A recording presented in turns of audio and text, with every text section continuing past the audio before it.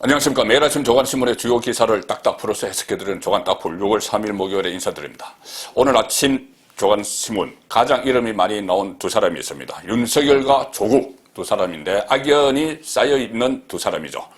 조국 씨는 이 조국의 시간, 이런 본인의 이 과거 행적들을 변명을 하는 그런 책을 펴내서 일종의 노이즈 마케팅을 벌이고 있습니다. 그리고 조국과 대척점에 있었던 윤석열 전 검찰총장은 또 다른 의미로 윤석열의 시간을 갖기 시작했습니다.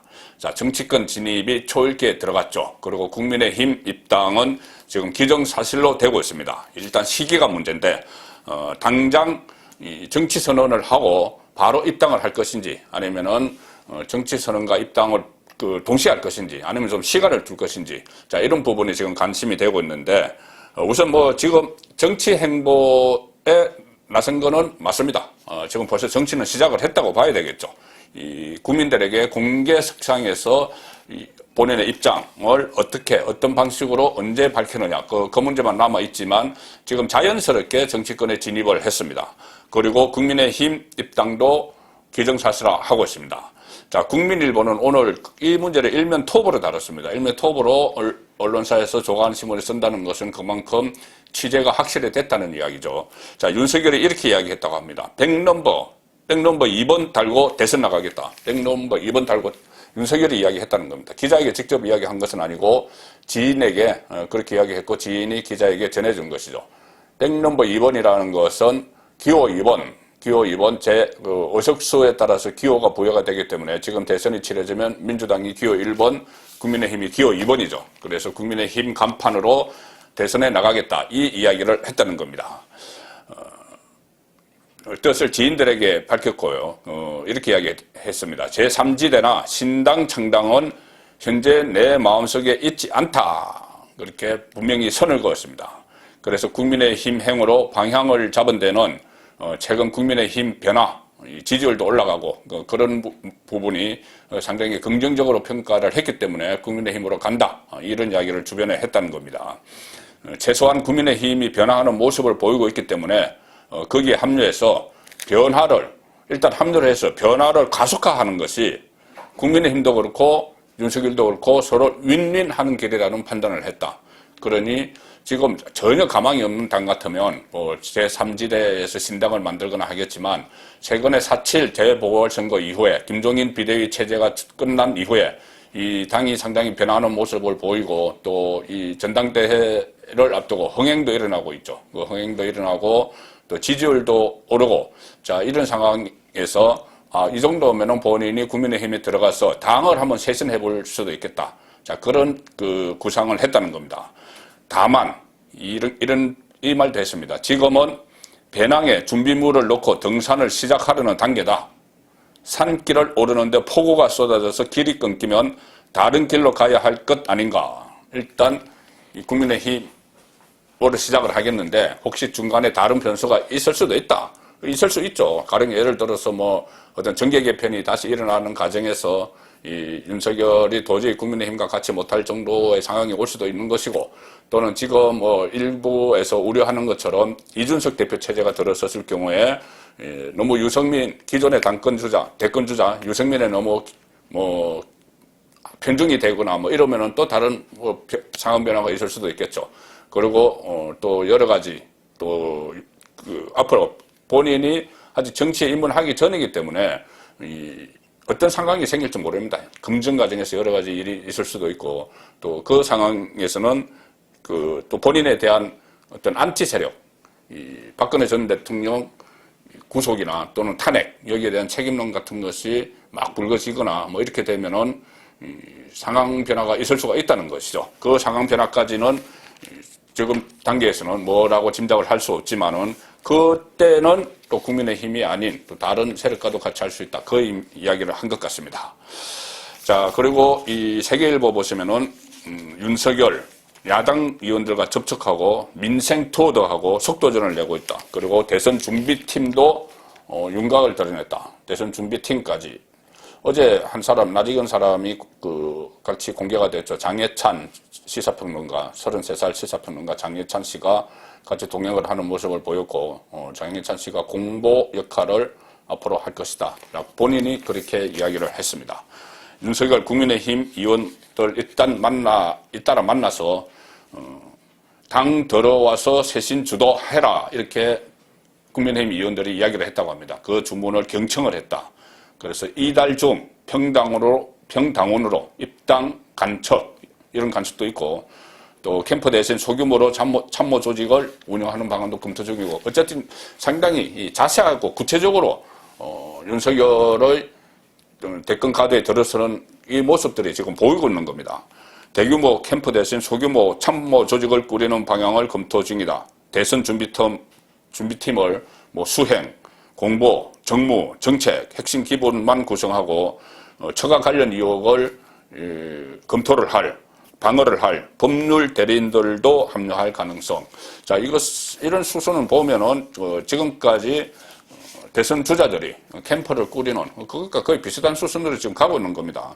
다만 본인이 지금 그 어떤 당 외의 별도의 이렇게 참모들을 장해찬 씨처럼 이렇게 꾸리는 그 부분과 당에 들어오면은 또 당 차원의 이 캠프가 또 꾸려지겠죠. 그래서 물론 경선은 앞으로 거쳐서 본인이 국민의힘 대선 후보가 될지 안 될지 모르지만은 어쨌든 대선 준비를 차곡차곡 해 나가고 있습니다. 자, 이렇게 되면은 조금 전에 제가 윈윈 말씀을 드렸는데 이 윤석열에게 뿐이 아니고 국민의힘도 상당히 탄력을 받게 되겠죠. 국민의힘 지지율이 더 올라갈 겁니다. 윤석열이 입당을 하게 되면은. 자, 그래서 뿐만이 아니고 또 밖에는 홍준표 의원도 이 6.11 전당대회가 끝나면은 복당할 가능성이 크죠. 그 복당을 막을 명분이 상당히 약합니다. 서울신문은 사면에서 윤석열도 오고 홍준표도 복당한다. 그러면은 뜨거워진 국민의힘 대권 레이스. 이렇게 되면 윈윈이 되는 거죠. 국민의힘도 탄력을 받습니다. 당대표가 누가 되더라도 일단 경선이 시작이 되면은 당대표는 뒷전으로 밀려나게 되죠. 일단 여러 가지 역할을 하고 나서 뒷전으로 밀려나야 됩니다. 자, 무슨 일을 해야 되느냐 하면은 지금 그 범야권을 중심으로 보면은 자기 대권 주자가 한 7명 정도 있습니다. 76 이렇게 제가 한번 그 네이밍을 한 적이 있죠. 당 내에 유승민, 원희룡 있고 당 밖에 홍준표, 안철수 그리고 장 외에 윤석열, 최재형, 김동연 이렇게 하면 다 7사람인데 자, 새로 선출되는 당대표의 가장 중요한 역할은 경선 관리도 해야 되지만 경선 관리하기 전에 이 당 밖에 있는 또는 장 외에 있는 이 사람들을 데리고 와야 됩니다. 같이 데려와서 텐트를 쳐야 되는 것이죠.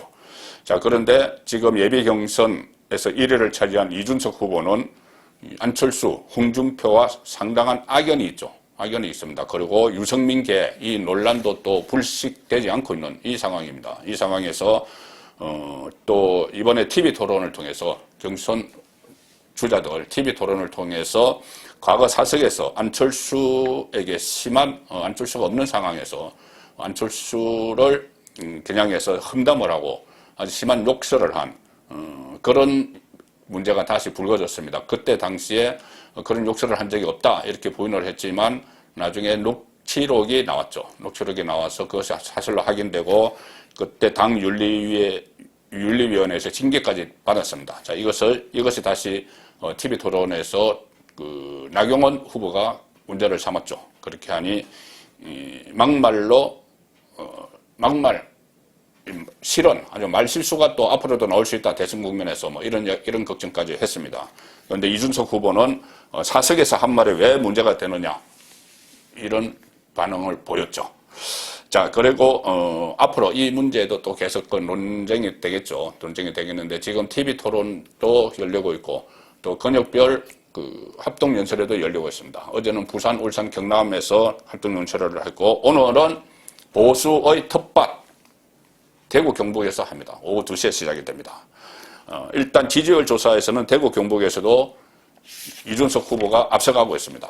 영남일보가 KBS 대구와 공동 여론조사한 것을 보면은 대구 경북 그 시도민들 중에서 이준석이 당대표로 적합하다고 응답한 시민이 42.3% 상당히 높게 나왔습니다. 일반 시민들입니다. 당원은 아니고 투표권을 가지고 있는 당원은 아니고 일반 시민들의 정수입니다. 42.3% 나왔죠. 나경원이 21.8%고 대구가 지역구인 주호영 후보는 16.9% 받았습니다. 그리고 또 차기 대권 주자 지지율에서는 대구 경북에서는 윤석열 지지가 52.4% 압도적으로 많습니다. 자, 이 상황인데 오늘 말씀드린 대로 텃밭 TK에서 격돌을 합니다. 그래서 야당권의 분수령이다. 자, 대구신문 일면 토업의 기사인데 야당권 분수령이 된다. 텃밭 TK에서 오늘 열띤 합동 연설회를 갖습니다. 자, 오늘 이 합동 연설회를 계기로 어떤 분위기가 반전될지 그것이 관심의 초점이죠. 당원 선거인단은 28%를 차지합니다. 대구 경북에서. 그래서 이준석은 굳히기에 나서고 나경원은 뒤집기에 나서고 주호영은 안방에서 대반전 승부를 펼치게 될 텐데 자, 후보들 간 기싸움이 최고조에 달하게 됩니다. 전체 당원 선거인단의 51%가 영남권에 있고 그 중에서 TK 대구 경북의 선거인단은 28%입니다.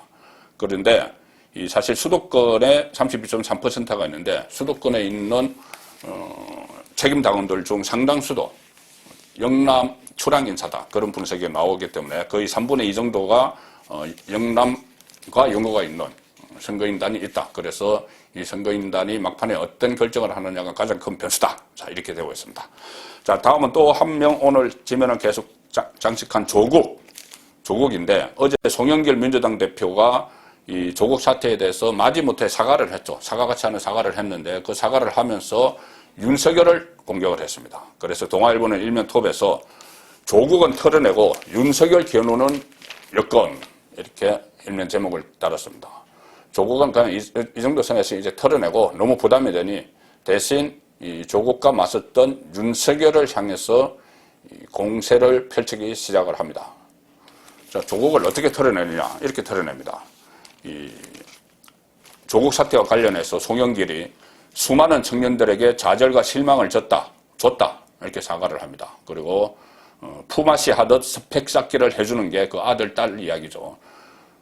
딱히 법률에 저촉되지는 않는다 하더라도 그런 시스템에 접근조차 할 수 없는 수많은 청년들에게 좌절과 실망을 주는 일이었다. 자, 품앗이 스펙 쌓기 이것을 가지고 굳이 법률에 저촉되지 않는다. 조국을 지금 재판 중인 조국을 보호하는 것이죠. 그러면서 사과같이 않은 사과를 했습니다. 그리고 거기다 덧붙인 이야기가 윤석열 전 검찰총장을 정면으로 겨냥을 합니다. 조국 가족에 대한 검찰 수사의 기준은 윤석열 가족 비리에 대해서도 동일하게 적용돼야 한다. 그래서 조국 사태를 둘러싼 여권의 내부 갈등을 정계 등판이 임박한 윤석열을 향한 공세로 돌리겠다는 그런 의도를 표출을 했습니다. 조선일보 3면 보시면은 아니 조국 안에 11개 조국 씨 그 부인 정경심 씨 11개 범죄 혐의가 있는데 그거는 언급을 안 하고 자, 조국을 감싸는 사과. 이게 사과인지 모르겠지만은 반성도 없고 조국을 감싸 안는 이런 사과라고 하고 그 사과라고 하는 김에 윤석열을 겨냥을 해서 직격을 한 것이죠. 자, 진정성이 의심이 되는 건데 민주당 송영길 대표 사과같이 하는 사과, 조국 범죄에 법정 다툼을 하고 있는 사안이다 이렇게 치부를 했고 사모펀드, 증거인멸 그런도 안 했고 조국 책 여기에 대해서는 변론 요지서로 이해한다 이런 엉뚱한 이야기를 했습니다. 그리고 검찰 수사만 강하게 비판을 했습니다. 그 상황에서 조국 씨는 그래 나를 밟고 가라 마치 무슨 이 전사처럼 그렇게 이야기를 하고 했는데 1시간 뒤에는 내 책 10만 부 팔렸다 이렇게 또 자랑을 하는 글을 SNS에 올렸습니다. 그건 나를 밟고 가라 그러면서 본인의 변명한 책이 10만 부나 팔렸다 이렇게 하는 것은 반성 같은 건 전혀 없는 것이죠. 전혀 없는 이 상황에서 자기 보호에 급급하는 그런 일이 어제 있었다는 것을 전해드립니다. 어제 문재인 대통령과 4대 그룹 대표가 오찬 간담회를 했죠. 거기서 이재용 삼성전자 그 부회장에 대해서 아마 사면을 하는 것 같습니다. 8.15 절대 사면을 할 가능성이 높습니다. 그 이재용 사면을 건의를 하니 국민들도 공감하는 부분이 많다 이렇게 이야기를 했죠. 그전과는 말이 많이 바뀌었습니다. 그래서 이재용 사면은 8.15쯤에 이루어질 가능성이 높은데, 자, 이재용과 같이 사면이 이야기되는 박근혜, 이명박 전 대통령은 어떻게 될까요? 박근혜, 이명박 전 대통령도 일단 이재용과 박근혜 전 대통령은 거의 뭐 혐의가 비슷한 혐의로 지금 구속이 되어 있기 때문에 같이 사면이 될 수도 있다. 뭐 이런 분석도 나오지만 그렇지 않습니다. 이재용 그 부회장과 박근혜 전 대통령은 서로 상황이 다르죠. 박근혜, 이명박 사면은 법여건의 얻은 정치 논리 안에서 움직이고 있습니다. 본인이 그러니까 정권 입장에서 언제 사면을 하고 석방을 시켜야지 가장 본인들에게 유리한 국면이 조성이 될 것인가. 대선을 앞두고 그 계산을 하기 때문에 이재용과 한 묶음으로 갈 걸로는 보이지 않는 상황이죠. 자, 오늘 마지막 기사는 제가 이름을 붙였는데 1,000만 원짜리 목조르기입니다. 1,000만 원짜리 목조르기. 이용구 전 법무부 차관 택시기사 폭행 사건이 있었죠. 그 폭행하는 당시 영상이 SBS에 의해서 어제 공개가 됐고, 조선일보가 37초 분량의 블랙박스 영상에서 목 조르는 장면을 일면 사진 톱으로 실었습니다. 이런 사람이 법무부 차관이었다. 이 사진 보시면 목 조르는 장면이 보이실지 모르겠습니다만 이것은 욕을 하면서 목을 조르는 장면입니다. 택시기사가 다 왔습니다. 뭐 이렇게 하니까 갑자기 이 놈의 XX 너 뭐야? 라면서 기사의 멱살을 움켜쥐는 그 모습이 담겨 있죠. 그런데 이 일이 있고 나서 이틀 후에 이용구가 택시기사를 찾아가서 1,000만 원을 줬습니다. 1,000만 원을 주고 이거 없었던 일로 하고 영상 좀 지우자 이렇게 이야기를 했죠. 왜 그랬냐 하면은 그때 공수처장 후보로 거론이 되던 상황이었습니다. 이 일이 알려지면은 공수처장 물 건너가겠죠. 나중에 또 윤석열을 징계하기 위해서 어쩌다 법무부 차관까지 됐지만은 그때는 공수처장이 목표였는데 이 일이 운전기사 입을 막지 않으면은 본인이 그 공수처장이 되지 못하니까 1,000만 원을 싸들고 가서 입마감을 시도를 했다고 합니다. 이런 모습이 문재인 정권 고위직들의 뭐 일반적인 모습은 아니겠지만 상당히 많은 조국시처럼 그런 불공정하고 정의롭지 못한 그런 일들이 상당히 많이 이번 정권에서 일어나고 있는 것 같습니다. 조간 딱 부렸습니다.